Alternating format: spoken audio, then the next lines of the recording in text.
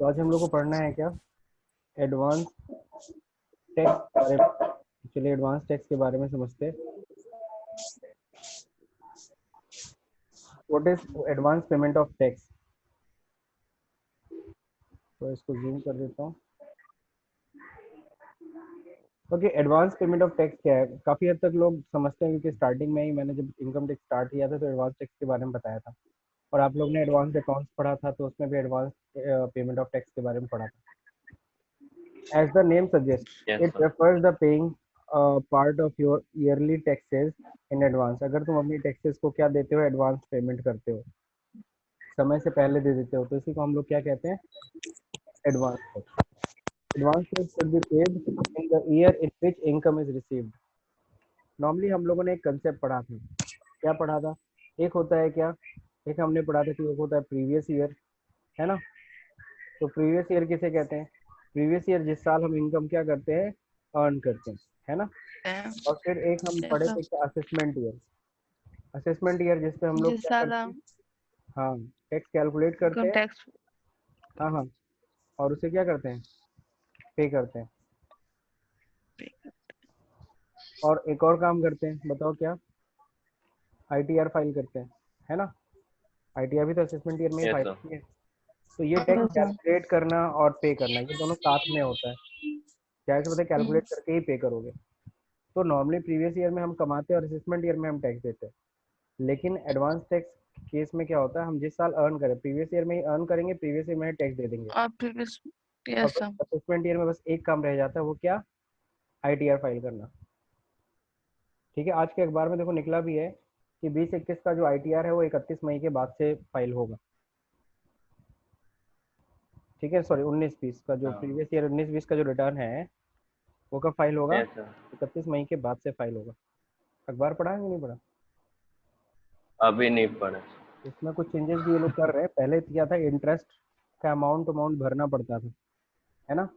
पहले TDS Yes, का sir. Amount, अगर जो कटा टीडीएस अगर आपका है तो ऑटोमेटिकली अपडेट हो जाता था। अब ये लोग थोड़ा सा उस पर मेहनत कर रहे हैं और ये कोशिश कर रहे हैं कि इंटरेस्ट इंटरेस्ट अगर आपके पैन पे कटा है तो इंटरेस्ट का अमाउंट भी आईटीआर में ऑटो फीड हो जाए, उसे आपको फीड करने की जरूरत ना पड़े। ठीक, तो 31 मई के बाद हुआ तो टाइम भी मिलेगा। हाँ 31 मई के बाद है तो आई थिंक जो लास्ट डेट होता है 31 जुलाई वो भी आगे बढ़ेगा। हाँ। कल तो सब कुछ आगे बढ़ेगा, सबको पता है। It is hmm. Obligatory to pay advance tax, sorry यहाँ पे एक लाइन छूट गया, यहाँ पे देखो क्या था, advance tax should be paid in the year in which income is receive, hence it is also known as pay as you earn. ये बहुत Pay लिखा as you है, earn. इसको हाईलाइट भी कर लेना, कई बार एग्जाम में ये क्वेश्चन भी आता है कि पे एज यू अर्न को मतलब कि किस नाम से, मतलब सॉरी टीडीएस को किस नाम से जाना जाता है, अर्न एंड पे, ऐसे कई सारा सेंटेंस देगा तो उसमें ये होता है पे एज यू अर्न, जैसे ही कम पे करो जैसे ही तुम कमाओ। ठीक है, it is obligatory to pay advance tax in every case where the advance tax payable is ₹10,000 और मोर। तो ये आपकी ऑब्लिगेटरी होती है, आपकी जिम्मेदारी होती है कि आप एडवांस टैक्स का पेमेंट करिए in every case where the advance tax payable. अगर आपका एडवांस टैक्स का अमाउंट कितना है, सॉरी अगर आपका टैक्स अमाउंट 10,000 या 10,000 ज़्यादा है, अगर आपका 9,999 है तो आपको एडवांस टैक्स नहीं देना। ठीक है, अब देखिए यहाँ पे दे रखा है क्या, a senior citizen not having any income from business और profession is not liable to pay advance tax. A senior citizen, एक senior citizen not having any income, अगर किसी सीनियर सिटीजन के पास कोई इनकम नहीं है, not having any income from business और profession is not liable to pay advance tax, तो उसे एडवांस टैक्स देने की जरूरत नहीं है। लेकिन अगर सीनियर सिटीजन की पीजीबीपी की इनकम होती है तो उसे एडवांस टैक्स देना पड़ेगा। अब चलिए देख लेते हैं कि एडवांस टैक्स की ड्यू डेट क्या है। Due date for payment of advance tax, government ने ये तो कहा है प्रीवियस ईयर में कमाओ प्रीवियस ईयर में टैक्स दो, लेकिन अब इसका मतलब ये नहीं कि अपने तरीके से देना, इसके लिए भी गवर्नमेंट ने शेड्यूल बना रखा है ना।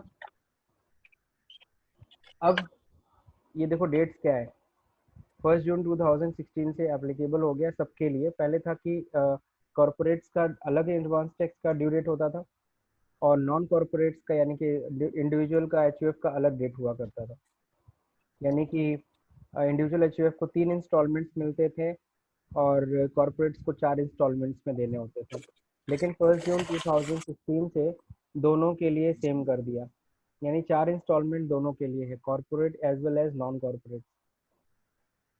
अब देखिए यहाँ पे दे रखा है ऑन और बिफोर सबसे पहले स्टार्ट होता है। सोचो अप्रैल में तुमने कमाना स्टार्ट किया, अप्रैल मई 15 जून पहला आया, 15 जून को ही तुम्हें प्रीवियस ईयर के 15 जून को ही तुम्हें टैक्स दे देना है। कितना? Up to 15% of your advance tax. जो भी टैक्स का अमाउंट बन रहा है उसका आपको 15% आपको जमा कर देना है 15 जून तक। समझ में आ रहा है सब लोग को? अब चलता है सर ये 15% कैसे निकालेंगे, तो सिंपल से किस अमाउंट के भी निकालेंगे, आपका टैक्स निकालना पड़ेगा आपको, वो भी कौन सा? Estimated income. अपने एस्टिमेटेड इनकम देख लीजिए और अपने एस्टिमेटेड इनकम के ऊपर आपका टैक्स कैलकुलेट करिए, एस्टिमेटेड कितना बन रहा है। तो जो भी टैक्स अमाउंट आ रहा है उसका 15% आपको क्या करना पड़ेगा, 15 जून तक जमा कर देना। सपोज करिए आपने अपने एस्टिमेटेड इनकम पे 1 लाख रुपए टैक्स कैलकुलेट किया, ठीक है? आपने अपने एस्टिमेटेड इनकम पे जो आपने अपना टैक्स कैलकुलेट किया है वो कितना है, 1 लाख रुपए है। तो 1 लाख का 15% यानी 15,000 रुपए आपको जमा कर देना है 15 जून को। अगला डेट होता है 15 सितंबर, ठीक 3 महीने बाद, जून जुलाई अगस्त सितंबर। तो 15 सितंबर तक आपको कितना तक जमा कर देना है, 45% तक आपका जमा हो जाना चाहिए।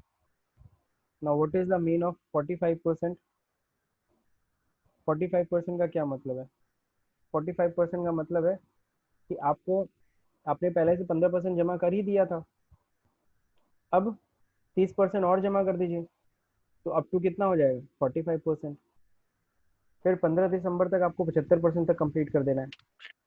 फिर 15 मार्च तक आपको क्या कर देना है, सर मान 100%। लीजिए 15%, सर अगर हम 15% वाला नहीं जमा किए होंगे 15 जून तक, तो तो हम कोई अगर सितंबर में जमा करते हैं डायरेक्ट पूरा, फिर 45% कर सकते हैं, उसे कोई पेनाल्टी लगेगी या फिर? लगेगी। ये 15 जून को आपको 15% जमा करना था बट आपने किया नहीं, तो उस मान लो 1 लाख का 15% कितना हो, 15,000। 15,000 पे तुम्हें 3 महीने का इंटरेस्ट देना पड़ेगा 1% की दर से, 1% पर मंथ, अच्छा ठीक है?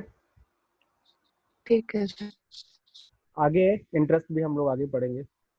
नेक्स्ट है अगला, 15 सितंबर तक 75% तक कंप्लीट कर देना है और 15 मार्च तक 100% कंप्लीट कर देना है। सपोज करिए अब 15 मार्च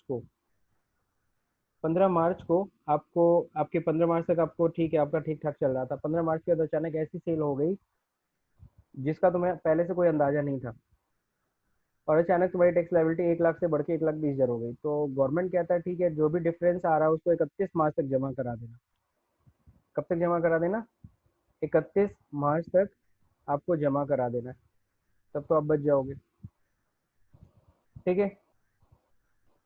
if the last day payment of any instalment, एक मिनट, क्या है भाई,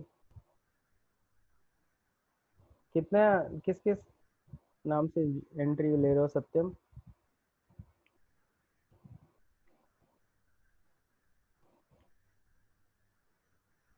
कुछ प्रॉब्लम है लग रहा है, चलो छोड़ो, वापस आते हैं, फिर से देखते हैं। तो यानी कि घूम फिर के ड्यू डेट्स कितने, कौन कौन से हैं? 15 जून, 15 सितंबर, 15 दिसंबर, 15 मार्च। ये 4 इंस्टॉलमेंट्स की डेट है। ये 4 इंस्टॉलमेंट की डेट पे और इसी इंस्टॉलमेंट की तरीके से आप जमा करिए। इससे ज़्यादा जमा कर सकते हैं, कम नहीं जमा करना है, ठीक है? अब कुछ जरूरी बातें जो आपको पता होनी चाहिए।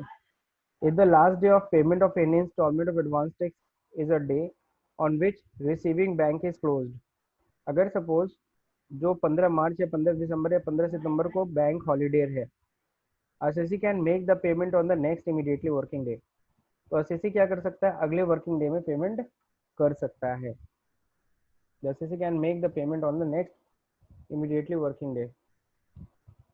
हेलो, हेलो, हाँ, एक मिनट, 1 मिनट से, हाँ 1 मिनट बच्चे लोग, हाँ बोलिए सर।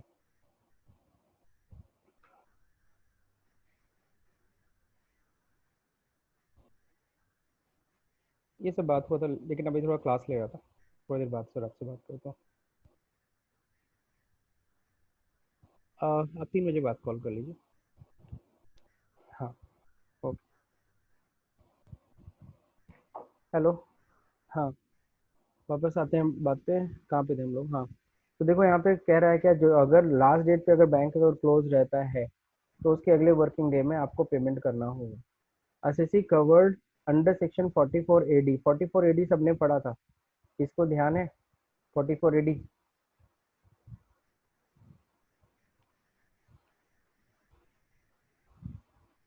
हम्म, किसी को ध्यान है 44 एडी? एनीबडी? देखो सब शांत हो गए, कोई माइक नहीं ऑन करेगा अपना। 44 डबल ए पढ़ा था, maintenance of books of account. 44 ए भी पढ़ा था हम लोगों ने, टैक्स ऑडिट। फिर 44 एडी पढ़ा था हम लोगों ने कि अगर आपका बिजनेस है, आप कंपोजिशन स्कीम में हो। किसमें हो? कंपोजिशन स्कीम में। कहने का मतलब है आप 5% दिखा दो, सॉरी कितना था, 5% था, 8% था, इस तरह से था, प्रॉफिट दिखा दो, आपको बुक्स ऑफ अकाउंट्स मेंटेन करने की जरूरत नहीं है। तो assessee covered 44 AD are to pay advance tax of the whole amount in one installment on or before 15th March of the financial year। जितने लोग 44A में आते हैं, है ना, एक तरीके से जो कंपोजिशन स्कीम है उसमें जितने लोग भी आते हैं 44 एडी में है। अब वो लोग क्या करते हैं, उन लोग के लिए इतने सारे इंस्टॉलमेंट्स को फॉलो करना जरूरी नहीं है, वो बस 15 मार्च के पहले अपना सारा टैक्स जमा करते हैं। उन लोग के लिए ये छूट है, 44 एडी वालों के लिए। 2 करोड़ तक का नहीं था, 2 करोड़ तक की सेल है तो अपना अपनी सेल पे इतना हाँ परसेंट, सर। हाँ उन लोगों को एडवांस टैक्स की ये सारे इंस्टॉलमेंट का डेट नहीं ध्यान रखना है, बस 15 मार्च का ध्यान रखना है। 15 मार्च के पहले अपना टैक्स सारा जमा कर देना है। अगला, the amount of advance tax payable by the assessee in the financial year on his own account shall be computed as follows. अब कोई भी अपना जो एडवांस टैक्स कैसे कैलकुलेट करता है, estimate the tax payable on estimate current income of year in for which advance tax is payable। तो सबसे पहली चीज तो आपको अपना एस्टिमेटेड टैक्स निकालना पड़ेगा अपने एस्टिमेटेड करंट इनकम पे। तो अनुमान कैसे लगाते हैं? जैसे तुमको पता है तुम्हारे घर का बिजली का बिल कितना आता है, उसी तरीके से तुम्हारी इनकम तुम्हें पता है। जो सैलरीड क्लास है वो तो उसका तो फ्लैट है, वो तो आराम से बता सकता है, लेकिन जो बिजनेसमैन है वो नहीं क्लियरली बता पाएगा। उसको तो जाहिर सी बात है थोड़ा सा उसका प्रॉफिट ऊपर नीचे हो सकता है, तो उतना लेके चला जाता है। तो बिजनेसमैन भी थोड़ा बढ़ा के अपना प्रॉफिट लेके चलेगा, ताकि क्यों, ताकि ज़्यादा टैक्स जमा हो जाएगा तो रिफंड हो जाएगा, लेकिन हाँ कम टैक्स जमा होगा तो पेनल्टी देनी पड़ेगी। तो इसीलिए अगर तुमको लगता है तुम बिजनेसमैन हो, तुमको लगता है करीबन इस बार टैक्स मेरा 30,000 आएगा, तो तुम 32,000 रुपये टैक्स जमा करा दो, कोई टेंशन नहीं। लेस, अब इसमें से रिबेट अगर कुछ मिलता है, तुम्हें रिबेट आप लोगों ने पढ़ा है 87A, अगर कुछ रिबेट है तो ले लीजिए। फिर बैलेंस अमाउंट आता है, उसमें से लेस कर दीजिए। अगर कहीं टीडीएस आपका कट चुका है तो उसको माइनस कर लीजिए। अब जो अमाउंट बचता है, अगर वो 10,000 या 10,000 से ज्यादा है अभी भी, तो फिर आपको एडवांस टैक्स जमा करना पड़ेगा। अब देखिए यहाँ पे दे रखा है, compute the advance tax payable by mister Deepak from the following estimated income submitted in the financial year 2017-18। Income from salary दे रखा है 5,40,000, रेंट फ्रॉम हाउस प्रॉपर्टी है 1,08,000, इंटरेस्ट ऑन गवर्नमेंट सिक्योरिटीज है 5,000, इंटरेस्ट ऑन बैंक डिपॉजिट है 13,000, interest sorry income from house रेस net दे रखा है, नेट अमाउंट है ये 14,000 रुपये। और आपको पता है हॉर्स रेस है, अरे हाउस क्यों लिखा है,